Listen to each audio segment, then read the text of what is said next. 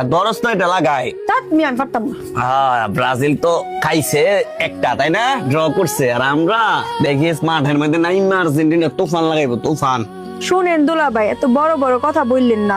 Neymar নামছে না দেখা, নেইমার যদি নামতো তুফান লাগাই দিল হইলে, বুঝছেন না? শোনো, এই সাফা দিয়া কিছুই তো না। আমার তো সন্দেহ হইতাছে সেমিফাইনাল পর্যন্ত তোমাদের দল যাইতে পারবো কিনা, এটারও তো গ্যারান্টি নাই।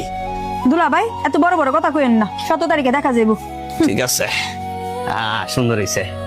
এদিকেও, হ্যাঁ, এটা একটু টানা দাও। কি ব্যাপার, এটা কি লিগা লাগাইতেছেন? ওমা, পর্দা লাগাইতাছি, খেলা দেখতাম না, প্রজেক্টর আনছি না, এটা কোন কথা হইলা? এদিক দিয়ে আর্জেন্টিনার পতাকা লাগাইছেন, আবার পর্দাও টাঙাইছেন খেলা দেখার জন্য। পাশের বাড়িতে কত বড় বাঁশের মধ্যে আর্জেন্টিনার পতাকা লাগাইছে, আবার পিছনের বাড়িতে ব্রাজিলের পতাকাও লাগাইছে। চারিদিকে শুধু আর্জেন্টিনা আর ব্রাজিলের পতাকা। আফা, তুই এটি কি কইতাছ? যারা আর্জেন্টিনা সাপোর্ট করে তারা আর্জেন্টিনার পতাকা লাগাইছে, আর যারা ব্রাজিল সাপোর্ট করে তারা ব্রাজিলের পতাকা লাগাইছে, তাতে সমস্যা কি?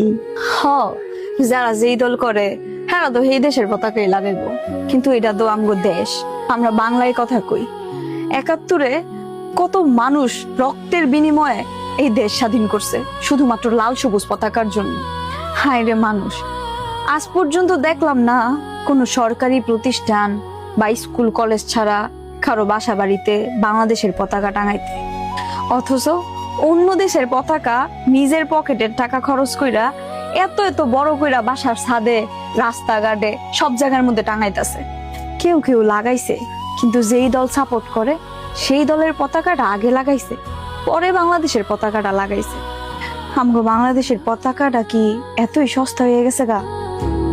তুমি কি ভাবছো আমি আর্জেন্টিনা দলের সাপোর্ট করি দেখা আর্জেন্টিনা দলের পতাকাই লাগামো? আমি কিন্তু এখনো আমাদের বাড়িতে পতাকা লাগাই নাই। এটা আনছি বাস আনতেছে লাগানোর জন্য। আমি আমার দেশকে ভালোবাসি। আগে হচ্ছে আমার দেশের এই লাল সবুজের পতাকা, আগে এটা হবে, পরে হবে আর্জেন্টিনা আর ব্রাজিল। এই দেশে আমার জন্ম, এই দেশের ভাষায় কথা বলি। আমার মায়ের ভাষা বাংলা, বাংলা আমার জন্মভূমি, বাংলা আমার গর্ব। এই পৃথিবীতে যতদিন বেঁচে থাকবো সারা জীবন আমার এই বাংলাদেশের পতাকাকে লালন করেই বেঁচে থাকবো ইনশাআল্লাহ।